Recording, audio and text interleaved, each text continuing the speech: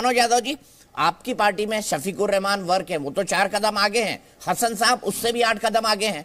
तो क्या मुसलमानों को सिर्फ कट्टरपंथी पसंद है? मनोज यादव जी बताइए, क्योंकि आपका जो वोट इक्वेशन है वो तो मुस्लिम यादव का है, जब वो बनता है तब आप जीतते हैं।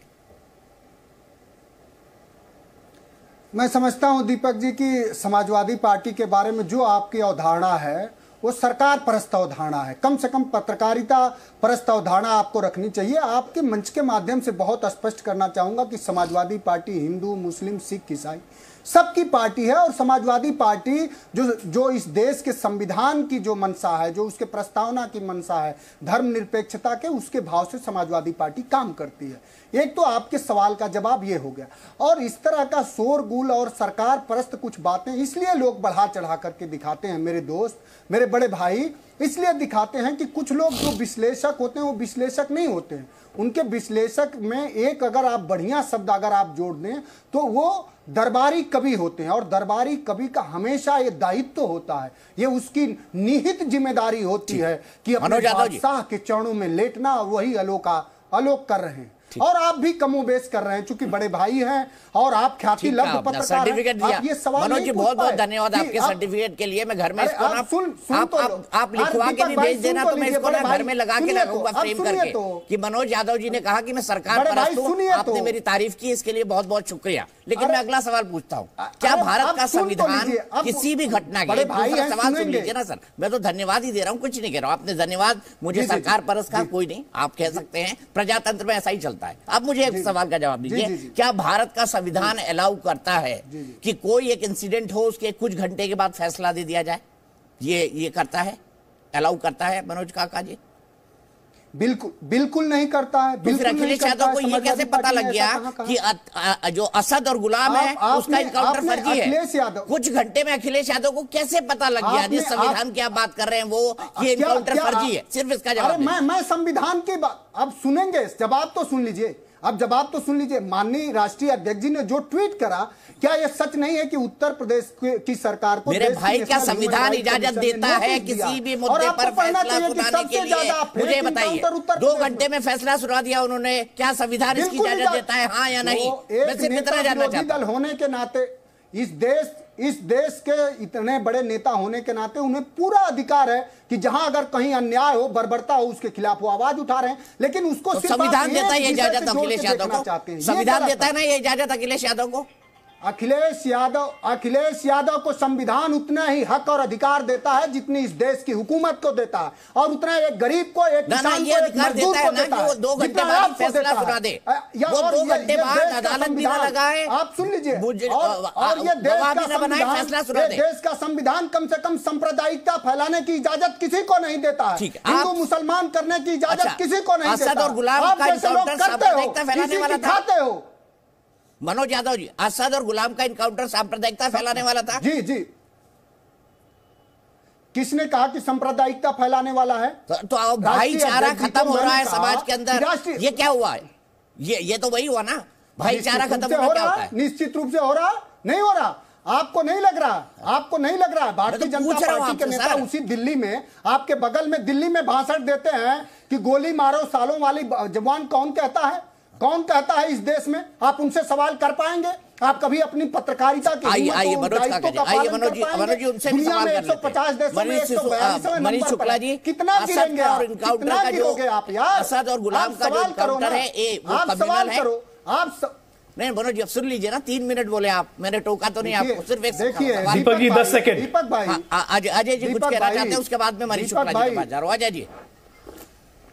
मैं दीपक भाई, मनोज जी को मैं कहना चाहता हूं कि हम जैसे, एक मिनट मनोज जी सुनिए, मनोज जी सुनिए, अरे सुनिए, सुनने की थोड़ी आदत डालिए ना भाई। अरे क्या सुने आपको, क्या सुने? मनोज जी सुनिए, सत्यपाल मलिक ने कहा इस देश के 40 अरे सुनिए, जवानों ने आप चिल्लाते रहिएगा तो काम नहीं ना चलेगा। सत्यपाल मलिक आप ही के मित्र थे ना पहले समाजवादी। आप सवाल करने की हिम्मत सुनिए तो सही, सुनिए सही। सरकार वो गवर्नर थे, अरे भैया सुन लो, गवर्नर थे। इतने ज्यादा बेचैन नहीं गए कैसे कम चलेगा? आपको भारतीय जनता पार्टी प्रवक्ता बना देगी, इनको मिर्ची लग गई। भारतीय जनता पार्टी प्रवक्ता की इनको मिर्ची लगे, सुनेंगे नहीं, सुन तो लीजिए। विचारधारा तुम्हारी दूसरी है, रोज बदलते हो यार।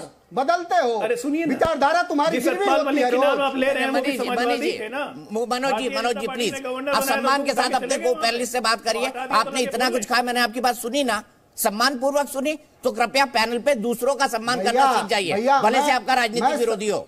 मैं सम्मान के, अरे सुन लीजिए दीपक भाई, ए दीपक जी देखिए, कोई धमकी होमकी भैया मत दीजिए, जो मैं सवाल कर रहा हूं उसका बस जवाब दिला दीजिए, आपसे यही विनती है। और मेरे साधारण सवाल है, सुनिए, आप सुनिएगा सही, जरा इतने सवाल हैं तो जवाब सुनिए ना। जब इतने सवाल हैं तो जवाब भी सुन लिया कीजिए। आप बताइए ना, 2021 में देश में जनगणना होनी चाहिए थी। हाँ, कि राजनीतिक विश्लेषक हम लोग दरबारी हैं, हम दीपक जी जनगणना क्यों नहीं? अरे सुनिए तो सही, बात सुनते ही नहीं तो बताएंगे कैसे? बोलते रहिएगा तो सुनाई नहीं देगा आपको। सुन लीजिए, हम और दीपक जी अगर चरण पादुका करते हैं, हम लोग दरबारी हैं, हम लोग बहुत अच्छे हैं, जानते हैं क्यों?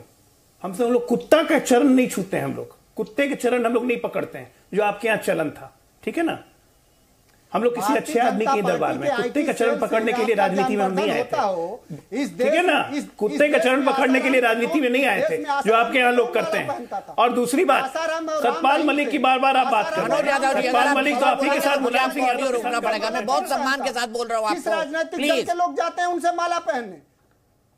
प्लीज, किस राजनीतिक दल के लोग राम रहीम से जाते हैं माला पहनने, जो एक पत्रकार की के हत्या का दोषी है और बेटियों के बलात्कार का? आपकी हैसियत मैंने बता दी, आपकी और आपके पार्टी की हैसियत मैंने बता दी, ठीक है ना? आप सुनिए, सतपाल मलिक की बात कर रहे थे। मनोज यादव जी प्लीज प्लीज मनोज जी, अब आप इस तरह की लैंग्वेज का इस्तेमाल आगे नहीं करेंगे। मनोज जी माफ कीजिएगा, मुझे आपको हटाना पड़ेगा पैनल से। मैं आपको मनोज जी कर रहा हूं, सम्मान कर रहा हूं आपका, आप कुछ भी बोले जा रहे हैं। आप मुझे ए दीपक कह रहे थे, ये किसी सभ्य समाज की भाषा हो सकती है क्या? मैं आपको मनोज जी कह रहा हूं, आप कुछ भी बोले जा रहे हैं। बात किसने करी? दीपक जी हैसियत की बात किसने करी? आप आर्काइव में देखिए, हैसियत की बात किसने करी? अरे तो आप बदतमीजी करने लगेंगे। हैसियत एक सम्मानजनक शब्द है, किसी भी पैमाने को आंकने का कि इसकी हैसियत कैसी है। ठीक है, अब आप हो गया, मेरे को जो बोलना था बोल दिया, आगे आपकी इच्छा है। डॉक्टर अजय आलोक कंक्लूड करिए, मुझे फिर हमारे श्रीवास्तव जी के पास जाना है, विवेक जी के पास। मनोज जी को याद होगा, राजनीति में काफी लंबे समय से हैं। सतपाल मलिक तो समाजवादी थे ना मनोज जी, समाजवाद का झंडा बुलंद करते थे मुलायम सिंह यादव के साथ, केसी त्यागी के साथ, लोहिया जी के साथ। क्यों गए भारतीय जनता पार्टी में, सांप्रदायिक पार्टी में क्यों गए? राज्यपाल बनने गए थे ना, बना दिया राज्यपाल। अरे दोबारा राज्यपाल नहीं बनाया तो 2018 याद आने लगा उनको, और आपको सतपाल मलिक की चिट्ठी याद आने लगी। 18-19 में क्यों नहीं बता दिया था जब हुआ था? तो इतने ही सच्चे देशभक्त है। ये राजनीतिक मौका परिस्थिति और आप अपने हिसाब से अपनी लाइन तय करना, ये आप लोग सीखिए। मैं जदयू में था, अकेला प्रवक्ता हूं, साफ कहता हूं कि जदयू में रह के जदयू का विरोध करता था मैं मुद्दों पर, क्योंकि राष्ट्रवाद के आगे पार्टी नहीं आ सकती है, पार्टी की लाइन नहीं आ सकती है। 370 का समर्थन किया आपने, आपकी पार्टी ने हटाने का। अपने आप को समाजवादी कहते हैं आप। जो समाजवादी रहेगा वो 370 का समर्थन नहीं कर सकता है, क्योंकि उसमें आरक्षण नहीं होता है दलितों के लिए, पिछड़ों के लिए। इतना ही दर्द है तो मुसलमान परस्ती की हद होती है जो आप लोगों ने पार कर दी है इस देश में। ठीक है, मैं आगे चलता हूं। मैं चाहता हूं पूरा पैनल, प्रमोद कश्यप जी भी जुड़े हुए हैं, मनीष जी के पास में एक बार भी नहीं गया, विवेक जी के पास एक बार नहीं गया। विवेक जी, मैं आपसे जानना चाहता हूं, आपकी सहयोगी है ना पश्चिम बंगाल में आजकल कांग्रेस पार्टी में, गलत तो नहीं कह रहा हूं? जी बिल्कुल है ना? अच्छे से बोलिए ना। हाँ मतलब आप तो विवेक जी, मैं थोड़ा रिकैप कर देता हूं, याददाश्त में हम लोग भूल ना जाए। उन्होंने कहा अतीक अहमद से कि तेरे कद के बराबर किसी का कद नहीं होगा, और यह भी कहा उन्होंने कि इलाहाबाद के लिए अतीक अहमद का साया बहुत जरूरी है। इलाहाबाद की कल्पना अतीक अहमद के बिना नहीं कही जा सकती। जी न्यूज़।